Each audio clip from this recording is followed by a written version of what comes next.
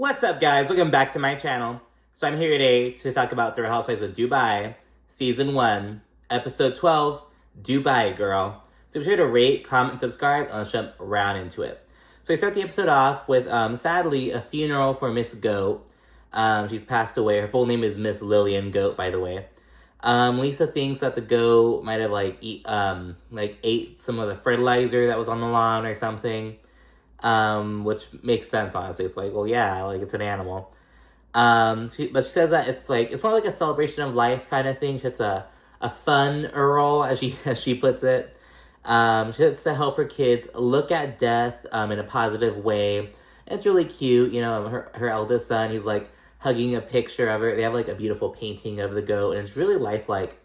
There's some, blowing kisses. That is really cute. So he has a little funeral for her. Ayan shows up, and she thought Miss Goat was bougie, because she's like, oh, I'm used to goats just let him outside, let him just go eat the grass and feed itself. But she says that Miss Goat was fed organic food, and Lisa, she bought all these, designer little sweaters. Those little sweaters and shirts people put on dogs and stuff. Like those, but larger for the goat. So it was really cute.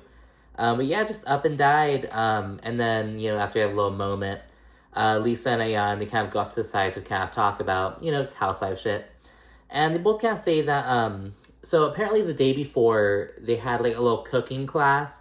It didn't make it to air, because they haven't ever put it, but, so they met up the day before, and at the end of the cooking class, Nina confronted Lisa one-on-one. Because, it all goes back to how Lisa feels as though she's like, I don't know why Nina is so close to Stanbury when Nina is the one who basically planted the seed of, doubt. They're kind of because apparently Nina used to, talk a bunch of shit about Stanbury, not really like her. So Nina's like, Lisa's like, how strange is it that, Nina's now cool with Stanbury all of a sudden when she was the one who, talked the most shit about her.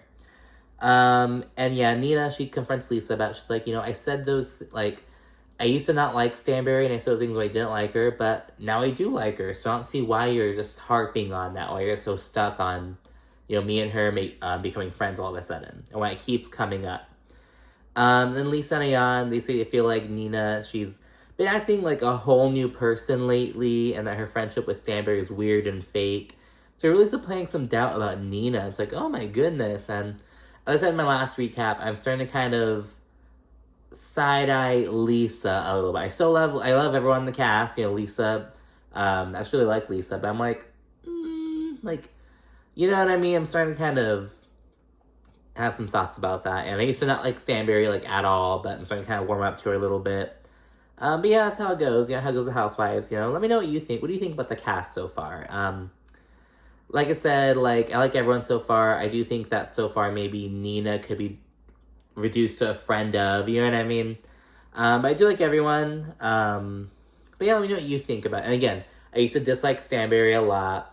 Sara got kind of annoying. And Sara still kind of annoys me a bit, but I recognize, what she brings or whatever. But what are your thoughts on the cast? Now that we're at the season finale, and we have the reunion coming up next. So next scene is with Caroline Brooks. She's taking her son Adam to meet Zoran. And Brooks says that she and Zoran, they had the most rocky, volcanic, horrific marriage, but he's still Adam's dad. And she says that after they had their sit down a couple episodes back, and when he basically took accountability and apologized for how bad of a husband he was to Brooks, she feels that she can tolerate being around him now. And yeah, they kind of discuss Adam being bullied. I guess it was he was on a Zoom call, and these students, he was being bullied by 4 students, and they're talking shit to him on Zoom, and Brooks was like, this is Adam's mom, and you're all in big trouble. And she scared the fuck out of him. And yeah, and then she's like, so I'm gonna have a meeting with his teacher. And she asks Zoran, what are you gonna do about it? And Adam, he's like, I'm gonna beat him up. And it's and the dad's like, yeah. And it's oh my god, whatever. But yeah, it's kind of cute, proceed to talk, but yeah, it's just bullying happens. It sucks, but he's Just kind of dealing with it as a family, you know what I mean? Like, how do we get past this? And they will get past it. And then the subject of Zoran's numerous marriages comes up. I guess Brooks was like his third wife. And then as they're like talking, Zoran's like, oh, maybe I'm the, like, oh, I choose bad women. Like, maybe I'm the problem though. And the son's like, you're not the problem. It's because of the gold diggers. And the mom's like, oh. And he's like, oh, not you, just in general. And Brooks checks him for like, she's like, oh, when it comes to how you speak to women and how you like talk about women, you go with what I say, don't listen to your dad. And Brooks actually shares that about 4.5 years ago, her son, I forget how old he is. I think he's like 11. It's like 4.5 years ago. He like went up to her, looked her dead in the eye, and was like, "Oh, you're a gold digger," and it's because he heard his dad saying that about her or some shit, and it was like, "Oh my goodness!" But Brooks checked him. She's like, "No, that is unacceptable." And yeah, then there's kind of she and Zoran talk about business a little bit because remember he's an investor in her spa, which I'm really disappointed we didn't see it get to be open, but I'm sure we'll see, and it'll be like the start of season 2. It's kind of seems like it might be like how season 1 of Potomac was about Katie, like, oh, my charity thing, and it was like at the start of season 2. So I think something like that. So we'll see it in the start of season 2, hopefully.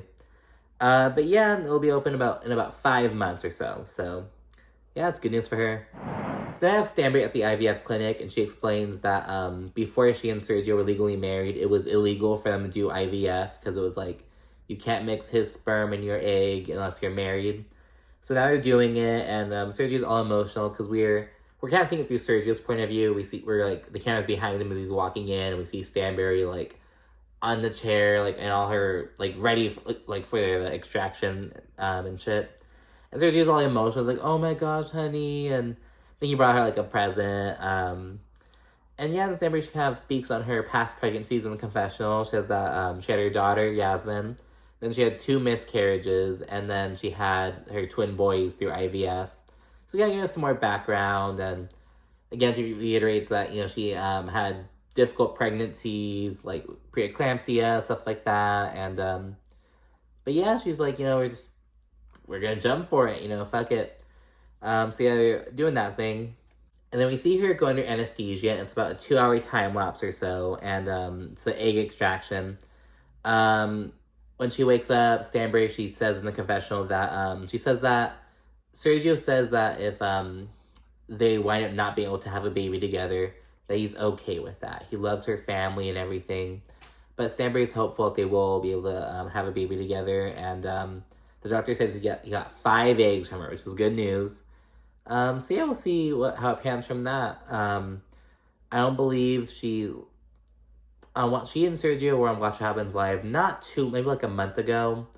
They still hadn't gotten. I don't think they had put the embryo in yet. I think it said that actually in the finale card, it said that baby Carrallo is gonna be oh my god, I'm sounding like Stanbury. Their baby, it's gonna be on ice till the end of the year, so I'm assuming the end of 2022. So yeah, probably soon they'll go for it.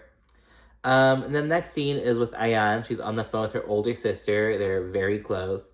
And this is the same sister who we later find out. This is the same sister who she went through the female genital mutilation, FGM, with, otherwise known as female circumcision. And yeah, Ayan tells her about her hypnotherapy session, and the sister reveals that she also went to hypnotherapy, and they both kind of discuss their issues and their trauma, excuse me. And then Ayan, she says she loves her culture, but the FGM, the female circumcision, it's just something that she cannot get behind, and she cannot agree with it, and she is saying that maybe I should be and maybe I'm meant to be an advocate against it.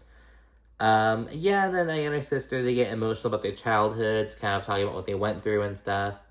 Ayan says that they share a bond that no one can break because of all that they've been through together. And Ayan says that her sister's her hero. It's a nice little emotional, personal scene for Ayan.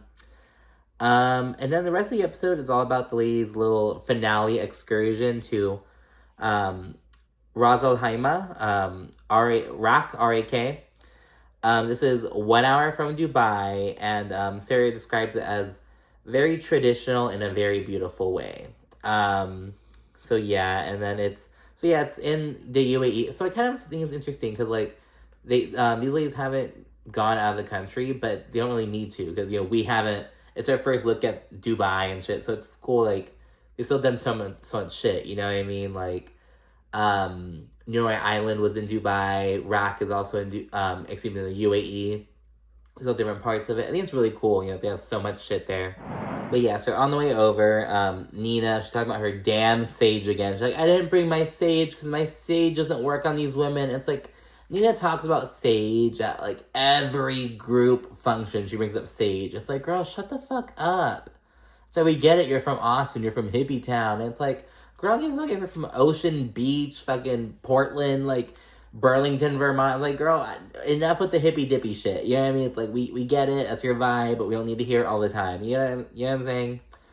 I don't know. It was like, me hearing Nina say sage was kind of like a trigger. So I'm like, girl, stop. Stanbury, she talks about how hormonal she is because she's going through IVF now, and so she's like, I'm so emotional, I'm lethargic, but we're gonna have a good time on this trip, so that's what she's determined to do.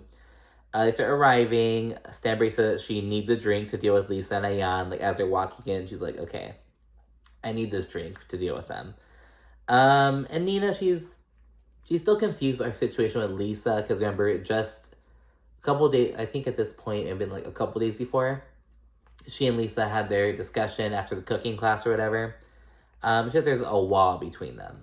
So yeah, the girls are all linked up except for Sara because Sarah's the hostess for this thing. She's over at the resort area. So they take like a little golf cart thingy to go over to another area. Brooks is drunk already, and she's a little nauseous on the thing while they're on the way to the villa. They arrive, they see Sara. She's in this really traditional dress. It's like white, and it's really pretty. It kind of reminded me of almost like, we picture like an old Western kind of dress. You know what I mean? Like how those kind of look. It was really pretty. It was all white, very like deserty, I guess. It's a vibe, if you know, you know. And then she's on a camel and shit greeting them. Ayan dubs her the queen of the desert, this whole thing. And yeah, just Brooks is very drunk. she said that when Stanbury because Brooks and Stanbury drove in together. When Stanbury got in the car, Brooks was like, oh, I already had a glass of wine. But in the confessional, Brooks tells us that a glass of wine is really like a bottle for her. So yeah, Brooks is drunk. The resort's beautiful. It's the Ritz-Carlton Al Wadi, I believe. Everyone's sitting around, just kind of chilling, enjoying. They're just outside at the resort, just having chilling. You know what I mean? Having some snacks or whatever. Sarah, because everyone's there, and Sarah asks Ayan, "Oh, did you tell them?" Asking about her hypnotherapy, and she kind of really put her on the spot. I didn't really like it, but it felt kind of inappropriate, like on the spot. But I mean, it was filmed. It was on TV. You know what I mean? So I think Sarah was like, "Oh, let's talk about it." You know what I mean? So I don't know. But yeah, Ayan, she kind of seems like she's a little awkward at first. She's like, "Oh, but she's like, all right, whatever." So she kept telling them about her hypnotherapy experience, about how she went through FGM. Everyone's shocked and then kind of shares some support, light support. They kind of were just more shocked than anything. I think because like, what do you say to that? You know what I mean? And it's also Ayan's also saying it in a way of like, yeah, I talked about it and I dealt with it. You know what I mean? So I get why they weren't like, oh my gosh. You know what I mean? Because it wasn't like that kind of, she wasn't talking about it in that kind of way. She was kind of just conveying information like, yes, this happened to me. I talked about this at that session. But yeah, it was just kind of weird. I didn't like that Sarah put her on the spot. But again, she went with it. Talked about it for a bit. And again, Brooks is, the focus goes to Brooks because she's fucking drunk. And she proceeds to like start appreciating Sarah. It's kind of like, when you're drunk and you're like, oh, I love you guys. I love you guys so much. I love my friends. It's kind of like that. But Brooks was like, oh, Sarah, you're such a good person. Like, I think you're talking about how Sarah took Ayan to the hypnotherapy session, and I don't know, Brooks is just drunk, appreciating Sara, and super funny. And yeah, and then they segue over, because again, it's like the middle of the day, it's just a little day trip, I believe. Well, no, they stay overnight, obviously, it's a resort, but we're only with them for the first day, you know? They changed to this traditional garb that Sara brought one for everyone. It's really colorful and shit. And then they are all gonna ride camels to another location. Brooks is not with it. She's like, I don't want to be that high on an animal, like with no insurance. Like, I'm very expensive. The insurance part made me laugh. Lesa says that she doesn't get along with camels. She's like, I think there's an energy thing between me and them, and it was really funny, just their reactions. Excuse me, Sara, she had like predetermined groups who's gonna be on the camel. She put her and Nina together, Brooks and Ayan together, and Stanbury and Lesa together. So it's kind of awkward between Stanbury and Lesa, obviously. But yeah, and then the confessional of Stanbury, she says, she's like, oh, you know, because Nina did tell her about, like, the thing with Lesa. And Stanbury's thing is, yeah, Nina used to not like me. And now she does. What's the problem? Like, get over it. So Stanbury didn't really give a fuck. She's like, you know, yeah, like, we used to not really fuck with each other. Because I believe Stanbury also didn't really like Nina. Like, they kind of mutually didn't really like each other. But then they became friends. You know what I mean? Like, that happens. So kind of with Stanbury, I feel Stanbury on that one, but I also see what Lisa's saying, like, oh, that's weird, but it just depends on what Nina was saying. We still don't know what shit Nina was talking about Stanbury, you know? It's like, was it, like, bad, like, cash money shit? You know what I mean? Like, what, like, I don't know, you know what I mean? 'Cause I feel like everyone's, like, had that thing where you, like, don't like someone at first and you kind of warm up to them, or vice versa, you know what I mean? But, I don't know, it's like, was it irredeemable? Like, shit, but again, I'm trying to side-eye Lesa, so I'll give Nina the benefit of the doubt. But yeah, it's kind of like, what's up with Nina? Again, is Nina a snake in the grass? Is she up to something?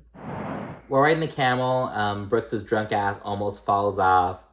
But yeah, they arrive to this it's this event. It's put on by this group of Emirati, like this Emirati mountain tribe, like this traditional tribe of like mountain. She says like mountain people. It's mountain tribe. So it's really cool.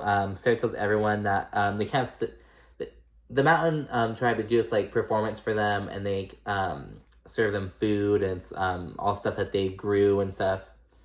Sarah says that it's culturally and religiously important for them to eat the food with your hands, like to not use utensils or whatever. Stanbury refuses. She's like, oh, you know, I just can't get with that, and it's like, what? And then Brooke, she compares it to drunkenly eating fast food. She's like, when I think of eating with my hands, I think of like, oh, when you're drunk, you just go to the drive-thru, get some fast food and shit. And it's like, do you bitches eat pizza with your hands? Like, do you eat French fries with a fork? If they're like chili fries or something, but you know what I mean? It's just really weird. It was like, do you eat hot dogs with a knife? I don't know. It was kind of weird. It was like, just chill. You know what I mean? It was nothing, because they had like this, it wasn't naan, because it was like thinner. It looked to me like a big tortilla almost, but I know that's not probably what it was, but it's very similar to that. So you like rip off pieces and pinch the food with that. So, you know, it's not like you're, you know, holding fucking salsa and shit with your hand. You know what I mean? It's like, there's a way to do it. It was kind of weird.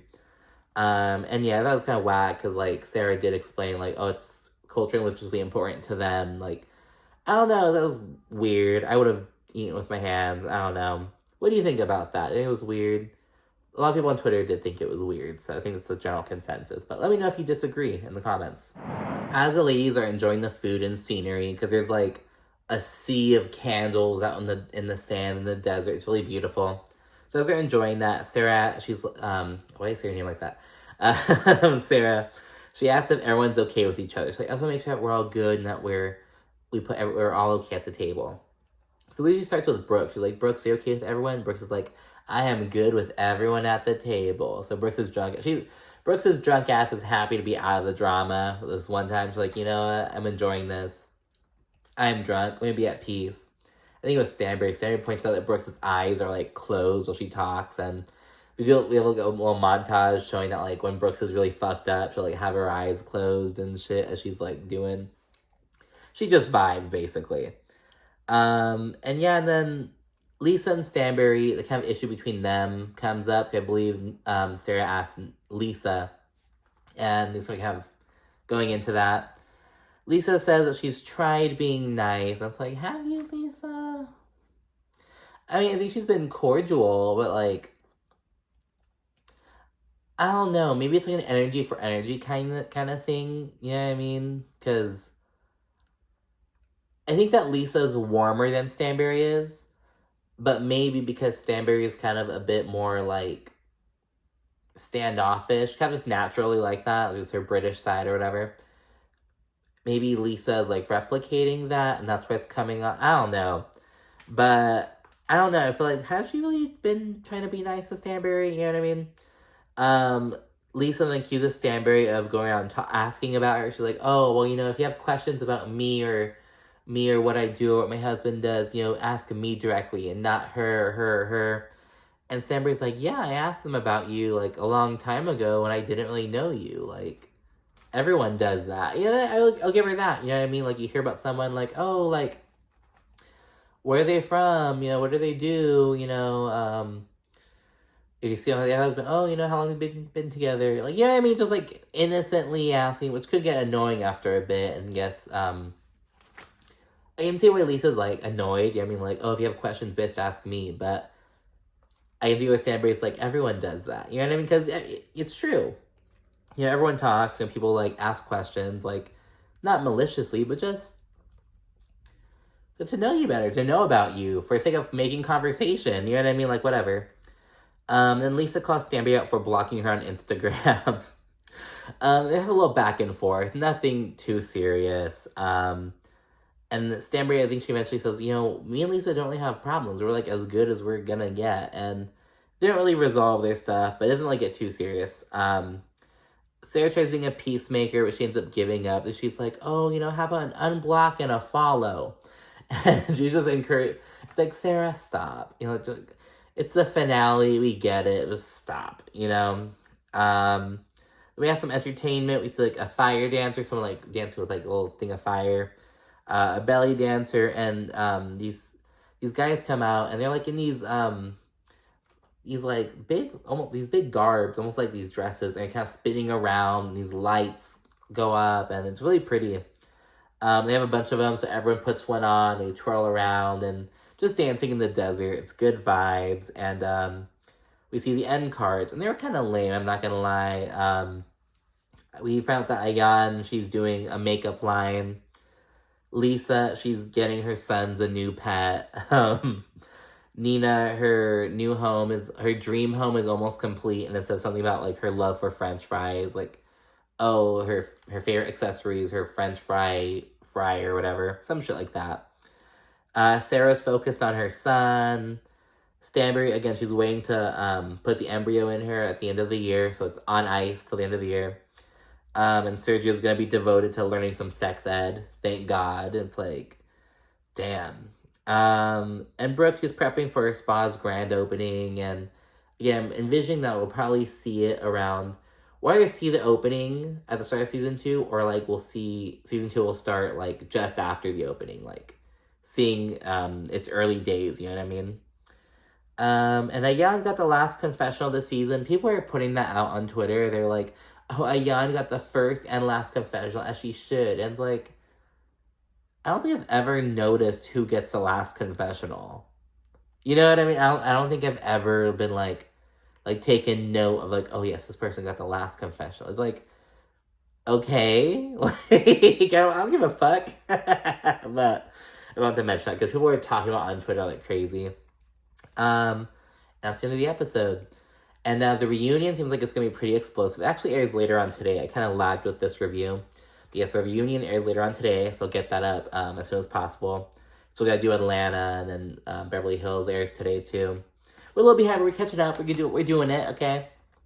But yeah, so the reunion will be pretty good. I'm excited for it. But yeah, so thank you for watching. Again, be sure to rate, comment, subscribe, and stay tuned for more. Bye.